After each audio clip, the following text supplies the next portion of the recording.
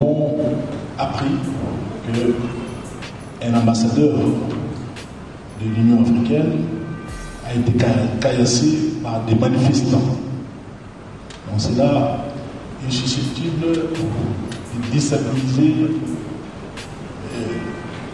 l'entente entre notre pays et puis le pays de l'ambassadeur qui a été caillassé. Nous déplorons aussi cette attitude. C'est l'une des raisons d'ailleurs qui nous a poussé à prendre certaines résolutions. Alors, la résolution que nous avons prise à partir du pont Matete jusqu'à l'aéroport, ce périmètre-là va devenir une zone neutre sur laquelle on ne peut plus manifester. Donc les gens qui veulent manifester peuvent aller manifester ailleurs. Ça entraîne beaucoup de désordre, ça entraîne beaucoup d'embouteillages et ça empêche non seulement les Congolais mais aussi les expatriés, notamment les ambassadeurs qui sont installés ici à Kinshasa, de pouvoir aller à l'aéroport. Constitution. Au Kiko Pekisate bateau, na une partie. Pourquoi seulement pour Matete aéroport? Donc, ils ont une provocation à Tchangoumen. On a dit Tchangoumen, na botem na Tchangou, na kol na Tchangou. Donc, Gentini à Keba. Na Kebi si monsieur Gentini. Au Kiko Pekisate une partie à Bakinois, Batambolate. Constitution lobby, liberté de circulation. Et elle garantit na Congolais nyonso. Gentini a créé deux villes de Kinshasa. La ville de Kinshasa, il y a Tchangou, la ville de Kinshasa, les restes, à part Tchangou. Et objectif, il y a Gentini à dire, à ça la Yumbi na Kinshasa. C'est-à-dire, bah, massacre celle de Kinshasa. Il y a mon a Kebisi, monsieur Gentini, Kinshasa, c'est Ali Yumbité. Le 15 septembre, au Pesaki ordre, va Panzama. Bato ba Bungisi Biloko, Bato ba Zoki, Bato ba Kangamaki, journaliste à RFI Ligodi, Bolandaki, comment il défrait une chronique internationale. La première violation des droits de l'homme.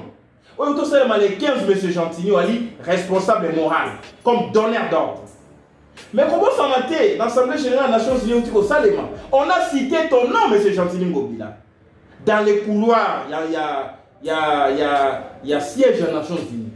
Gentini, tu es cité, monsieur, comme violateur, il y a droit de l'homme. Alors que vous allez dans la marche le 29, vous recevez une marche vous allez. Apparemment, cette fois-ci, il y a une interdiction, il y a interdit marche négative. Alors, qui met procédure il y a Nul ne peut se soumettre à un ordre manifestement illégal. C'est un ordre illégal. Gentini, nous allons braver cet interdit. Nous allons marcher. Comment on peut ça quinois en général, Tchangoumen en particulier. Quand au Kanga va rwandais dans ma boucle, na Tchangou, pour pouvoir nous écouter, Gentini était où? Na diaspora, pour la ligne de décréter qui sont rouges, tant qu'on va te dire des personnes qui banda Tchangou, ti na triomphal. Maintenant, la mouka tambola, zone rouge. Donc, Mboko est comme il y a Bino Gentini, il y a Yona M. Chilombo. Alors, cette dictature est qu'au passé, le mal va passer par Gentini Ngobila. Puisque tu veux que Kinoa Tomboka. Et ça, c'est une décision, une provocation. On veut pousser la Kinoa Tomboka. Le coup, on a Kanda à Kinoa, on a Kanda à Kinoa Gentini. Qu'est-ce qu'on a fait? D'abord, il y a Mboule Sili, Langue Sili, Mboule Bandit. Bandit au Zinda. Mon salaire, on sala voirie urbaine. Qu'on kire à caniveau, non? Yo, au Pexame, bato batambola te. Alors, bato yide pes batambola biso do tambola te. Mon colonialiste bis au Pexame bato batambola, au moins bato nyon son anda kona yo. Parce que quand tu refuses bato batambola na Tchangou, tu crois batambola anda kona to liboso tel des villes. Merci beaucoup. Le col a comprendre que dictature continue en Mboka, mais juste batambola.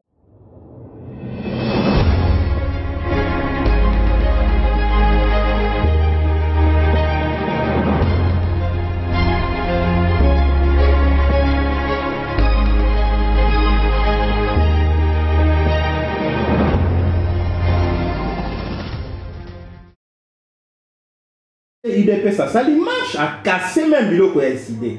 Bandana Tchangou, bakatisi pour Matete, limité, sendoué, tina triomphal pour attaquer siège à président élu. SID, siège à parti à président élu.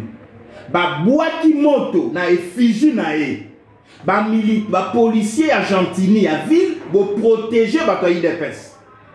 Et puis moko ya bajeune ya IDPS aleki alobi ezalaki légitime défense oyo baatakaki bongo makambo ya lokuta misusu batambola te mpo na nini odekretaki zone rouge te ntango bato ya IDPS batambolaki banda ntango ti na triomphal. Maintenant Lamuka tambola zone rouge. Donc mboko ekomi ya bino Gentini ya yona monsieur Chilombo. Alors cette dictature est passée. Le mal va passer par Gentini Ngobila. Puisque tu veux que Kinoa Tomboka. Et ça c'est une décision, une provocation. On veut pousser la Kinoa Tomboka. Le coup le on a kanda ya Kinoa, au comment on a kanda ya Kinoa Gentini. Qu'on s'accalate. D'abord yango mboule sili elange sili mboule bandite. Banda bandite ozinda. Mon salaire au salaire voirie urbaine. Ko kire ba caniveau non. Yo ko pexame bato batambola te. Alors bato ide pesa batambola biso do tambola te. Mo koloniali biso ko pexame bato batambola, au moins bato nyonso na ndako na yo. Parce que quand tu refuses bato batambola na changu, to ko tambola ndako na to liboso tel de ville. Merci beaucoup. Le ko la comprendre que dictature continue na mboka, misusu batambola te, misusu baza na kinya, misusu ba policier ba beta bango. Comme ça, un bon matin, tu vas dans l'hôtel de ville tous les Kinois. Au bon mabiso nyonso. Merci beaucoup. L'hôtel de ville, na ndenge za la wane ko cabine ko contenir ba Kinois nyonso pour ba eti ba Kinois au hôtel de ville ba congolais. Ba congolais to bito so kene hôtel de ville zando nyonso. Te boulevard Gombe mobile botonda na bato. Comme ça Gentini au bon ba Kinois nyonso. Comme on a besoin makila décembre boko luka makila bon mabiso. C'est régime maison luka makila. Il y a besoin de Luka pour provoquer Mouta Tambolate, Mouta Jean, Makila et Kino et Tanga, comme ça pouvoir nommer Oumela. L'État Moulini, l'État Mouniokoli, l'État contre le peuple, et Kosimba. Voilà, Mandik Balanzi à Picard Télévision, la chaîne de vérité, la chaîne qui vous informe en temps réel. Vous allez béler les émissions de Bakuya Kolanda Biso, vous avez Lombangu Mingi Pembeni, à Maître Nico Maingele, où on a un esprit éclairé. Tous les réactions, on a vraiment la Lombangu en rapport na Maloba Oyo Gentini Ngobila wazali bongo mokambi ya ville province de Kinshasa koloba ete marche mon côté et pour salama obanda matete kino tina aéroport international ya Njili tokusani pembeni na ye to ba décision wana ezwami boni pour na likambo nini sans plus tarder na kofusa na déjà pembeni ya invité nanga Maître Nico Maingele esprit éclairé moko ya ba communicateur ya ba Ila Muka président ya Congo normal bonjour. Ah bonjour mon Mboka Joël Koumbe. Bonjour la bande de connaisseurs na tuna oyo. Merci ndenge okoti susuna biwana mapoto sur na Mboka.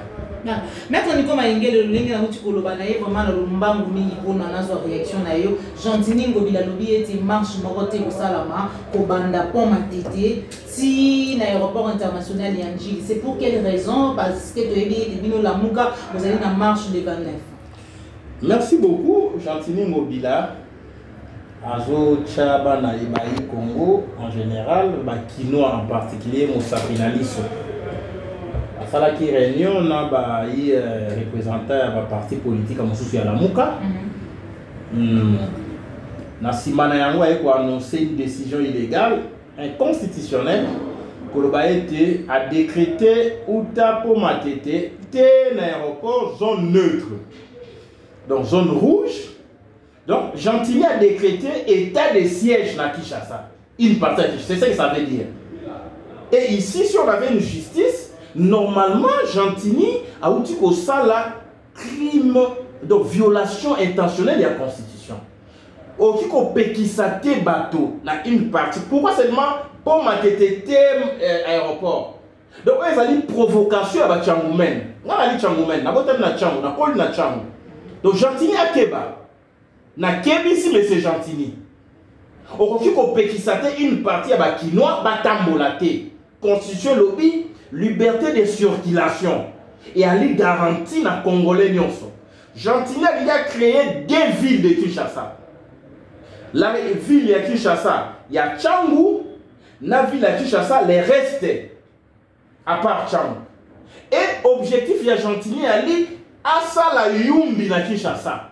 C'est-à-dire bah massacre celle de Kinshasa. Il y a mon akebisi monsieur Gentini. Kinshasa zali Yumbité. Oui, ali balali balé. Le 15 septembre, au Pesaki ordre, pas Panzamato. bato babungisi biloko, bato bazoki, bato bakangamaki. Journaliste à RFI Ligodi, Bolandaki, comment il défrait une chronique internationale. La première violation des droits de l'homme. Autour de les 15, M. Gentilini, Ali, responsable moral, comme donneur d'ordre. Mais comment ça m'a été dans l'Assemblée générale des Nations Unies au Salema? On a cité ton nom, M. Gentilini Ngobila. Dans les couloirs, il y a siège des Nations Unies. Gentilini, tu es cité, monsieur, comme violateur des droits de l'homme. Alors que vous allez dans marche le 29, vous avez une marche et vous allez. Apparemment, cette fois-ci, à Boy interdiction, à Boy, il y a interdit marche, mais quand il y a une procédure, il y a nul ne peut se soumettre à un ordre manifestement illégal. C'est un ordre illégal. Gentilini, nous allons braver cet interdit. Nous allons marcher. Comment on peut ça quinoa en général, Tchangoumen en particulier. Quand au Kanga va rwandais dans ma boucle, na Tchangou, pour pouvoir nous écouter, Gentilini était où? Na diaspora. Il faut qu'on ait M. Gentilini. Ce pays a été sauvé pendant Pont Matete. Si aéroport, pour qu'on ait attendu. Pour James Labaré va pouvoir être à Kinshasa. Pour imposer une toute cité à partir de Congo-Brazzaville. Il faut qu'on ait l'histoire. Donc on marchait le 29. Monsieur Gentilini, on décrété zone rouge, au Tumoli Bisso Bakinois, au Tumoli Congolais résistant. Donc on marchait, et puis tout ce qui va arriver, c'est toi, monsieur Gentilini, qui sera responsable. Puisque, en droit, nous disons, les compétences sont d'attribution. Il y a vu compétence ou anawa. T'as la Félix, tu vois que Félix a allé et Lili a pas. Bon, dis comment dans une république, soi-disant entre guillemets, un président, vous avez un gouverneur. Oyo a décrété état de siège dans une partie à ville parce qu'il y a des restrictions à la liberté publique, les droits de manifester, les droits de circuler librement dans le Bokanayo,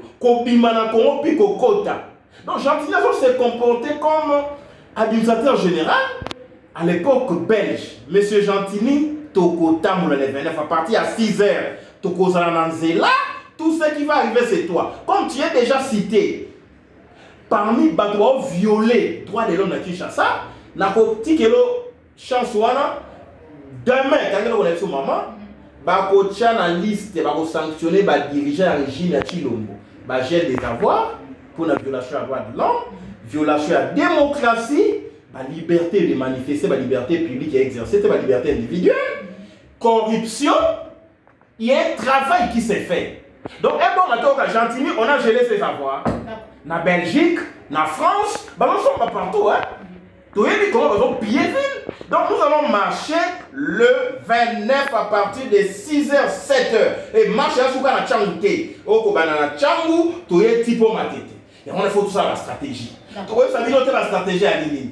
Ils ont décrété qu'ils chassent ça pour matete, tiens, aéroport zone rouge, moutata molate. Mais au tiki moi en bas au tiki lukunga pour nani. Au tiki funa. Comme ça, les gens sortiront de partout. Merci beaucoup, Maître Nico Maingele. Merci d'avoir découvert l'indignon sur Peter Télévision, la chaîne de vérité. Il y a vraiment bangou, vraiment dans le bangou, on se pose de tous vos réactions. Il y a Maître Nico Maingele, président Congo normal. Moko, il y a un communicateur, il y a la Mouka. Rapport, on a décision, on dit qu'on n'est pas Gentilini Ngobila ou Azali Kokamba, ville, il y a Kinshasa. Merci à vous, Popol Ayo, Mozoma qui s'y ma caméra. Matondo et joyeux anniversaire, Nayo, Popol, Cordon Opim Afrique. Tikaite Nzambe abatela yo pour continuer vraiment kokoba na etumba o tozali kosala ya informer ba kongomani à temps réel et kopesa bango vraie information to kutani bongo malasimation ko la bateli biso soko sepela ki na émission like et partager ce que ezali mbala liboso na biso ko bosana te ko s'abonner na kati ya la chaîne de vérité. Au revoir.